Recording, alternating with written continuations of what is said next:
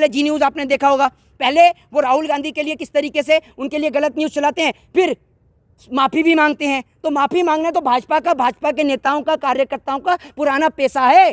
भाजपा जिनकी आइडियोलॉजी को फॉलो करती है, वीर जिनको बताते हैं सावरकर, उन्होंने भी माफ़ी मांगी, माफ़ी वीर सावरकर थे। फिर उसके बाद में डीएनए वाले जो हैं, अभी आप देख रहे हैं जी न्यूज़ वाले, ये भी माफ़ी मांग रहे हैं। तो माफ़ी मांगने में तो भारतीय जनता पार्टी के लोग एक्सपर्ट हैं, इनका काम ही माफ़ी मांगने का है। और पहले देखिए, पहले बोलते हैं राहुल गांधी, सुनिएगा वीडियो को, पहले बोलते हैं राहुल गांधी और उसके बाद अब बोलते हैं श्री राहुल गांधी, समझ गए, ताकि इन पर मानहानि का मुकदमा दर्ज ना हो। बात यह कि प्रधानमंत्री नरेंद्र मोदी जी को तो इस्तीफा दे देना चाहिए। सबसे बेहतर यह कि मोदी जी आप इस्तीफा दे दें, आपके इस्तीफे की आज देश को बहुत जरूरत है। क्यों? उसके पीछे कारण है कि देश के अंदर हिंदू मुस्लिम राइट्स होते हैं तो आपका कोई स्टेटमेंट नहीं आता। कन्हैया लाल की हत्या हो जाती है तब आप ट्वीट नहीं करते। जिस दिन कन्हैया लाल की हत्या होती है उस दिन आप अरबी के अंदर एक ट्वीट करते हैं अपने ट्विटर हैंडल से, ठीक है ना, जो किसी को समझ में भी नहीं आता हिंदुस्तान के लोगों को, ठीक है। उसके बाद गृह मंत्री अमित शाह वो करते हैं, गुजरात के इलेक्शन में व्यस्त रहते हैं। इन दोनों में से एक भी व्यक्ति ने कन्हैया लाल की हत्या पर ट्वीट नहीं किया, आप ट्विटर हैंडल जाकर चेक कर सकते हैं। दूसरी बात ये कि मोदी जी, इतना बड़ा देश में अग्निवीर का जो मुद्दा चल रहा था उसको लेकर मोदी जी कुछ नहीं बोले, नूपुर शर्मा के मसले पर मोदी जी कुछ नहीं बोले। तो जब मोदी जी किसी बात की जिम्मेदारी नहीं लेते हैं तो प्रधानमंत्री किस बात के, इस्तीफा ही दे दो। क्यों नहीं करनी चाहिए, ये बात का जवाब दीजिए। अगर प्रधानमंत्री जी, अगर हमारे देश के प्रधानमंत्री हमारे देश के लोगों से शांति की अपील नहीं करेंगे तो यहाँ पर ट्रंप आकर या जो बाइडेन आके हाथ थोड़ी जोड़ेगा कि भाइयों बहनों मित्रों शांति रखो, और शांति के हंगामा करने वाले आप ही की पार्टी के नेता और कार्यकर्ता हैं, कोई विदेश से तो कोई आया नहीं है। सब आप ही की पार्टी के नेता कार्यकर्ता हैं जो देश में दंगे और फसाद मचाते हैं, देश का माहौल खराब करते हैं। आपकी बिकाऊ मीडिया विपक्ष के नेताओं को बदनाम करने में व्यस्त है। जो आपकी पार्टी के जो राज्यसभा सांसद थे सुभाष चंद्रा, उन्हीं का चैनल है जी न्यूज़, आपने देखा होगा। पहले वो राहुल गांधी के लिए किस तरीके से उनके लिए गलत न्यूज़ चलाते हैं, फिर माफ़ी भी मांगते हैं। तो माफ़ी मांगना तो भाजपा के नेताओं का, कार्यकर्ताओं का पुराना पेशा है। भाजपा जिनकी आइडियोलॉजी को फॉलो करती है, वीर जिनको बताते हैं सावरकर, उन्होंने भी माफ़ी मांगी, माफ़ी वीर सावरकर थे। फिर उसके बाद में डीएनए वाले जो हैं, अभी आप देख रहे हैं जी न्यूज़ वाले, ये भी माफ़ी मांग रहे हैं। तो माफ़ी मांगने में तो भारतीय जनता पार्टी के लोग एक्सपर्ट हैं, इनका काम ही माफ़ी मांगने का है। और पहले देखिए, पहले बोलते हैं राहुल गांधी, सुनिएगा वीडियो को, पहले बोलते हैं राहुल गांधी और उसके बाद अब बोलते हैं श्री राहुल गांधी, समझ गए, ताकि इन पर मानहानि का मुकदमा दर्ज ना हो। को माफी नहीं मांगनी चाहिए थी। किसको? को माफी नहीं मांगनी चाहिए। माफी? अरे माफी मांगनी चाहिए थी। आप एक बात बताइए, इनसे ज्यादा समझदार तो इस देश में जो सोशल मीडिया चला रहे हैं वो लोग होते हैं। वो लोग अगर एक वीडियो या फिर एक सोशल मीडिया पे कोई पोस्ट अपडेट करते हैं ना, तो वो भी पहले 10 बार उसको वेरीफाइड कर लेते हैं। और इतना बड़ा चला रहे हैं डीएनए, लेकिन डीएनए तो इनका भाजपा से ही मैच करता है। पत्रकारों का डीएनए अगर भाजपा से मैच नहीं करेगा तो जेल का रास्ता नप जाएगा, ये बात ध्यान रख लीजिएगा। तो पत्रकारों का डीएनए भाजपा से मिलता है।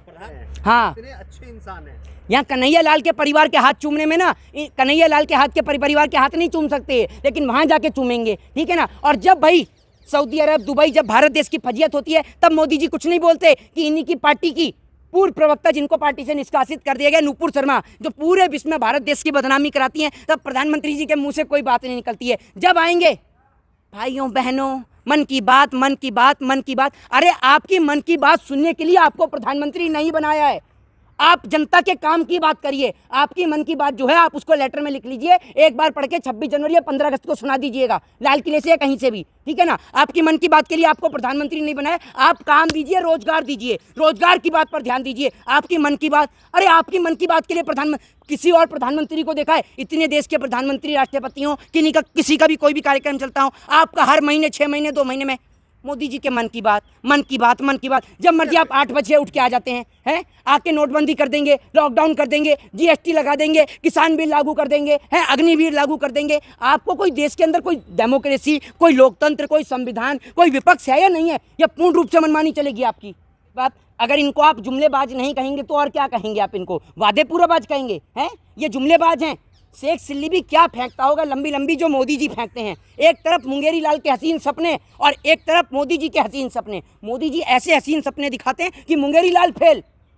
2 करोड़ रोजगार, 2 करोड़ रोजगार, पता नहीं है कहाँ है 2 करोड़ रोजगार। 15-15 लाख तो यूं ही आ जाएंगे, यूं ही, समझ रहे, यूं ही, ऐसे ही 15-15 लाख आ गए यूं ही। ऊपर से बैंक दिवालिया घोषित हो गए वो अलग से, ठीक है ना। तो आप इनको जुमलेबाज नहीं कहेंगे तो क्या कहेंगे? Bullet train. इस देश के अंदर लोगों के पास इतना खाली समय है कि वो 2 साल के लिए आप उनके काम धंधे बंद कर देते हैं। फिर पहले सुन लीजिए, जब राष्ट्रपति वहाँ से शिंजो आबे आते हैं तो उनको आप गंगा आरती दिखाते हैं। तो जब आपके पास इतना खाली समय है कि आप वहाँ 1-1 घंटे, आधे-आधे घंटे जब खड़े हुए हैं तो आपको बुलेट ट्रेन की ज़रूरत क्या है? ये बताइए ना, प्रधानमंत्री मोदी जी देश के प्रति कोई जिम्मेदारी है नहीं इनकी।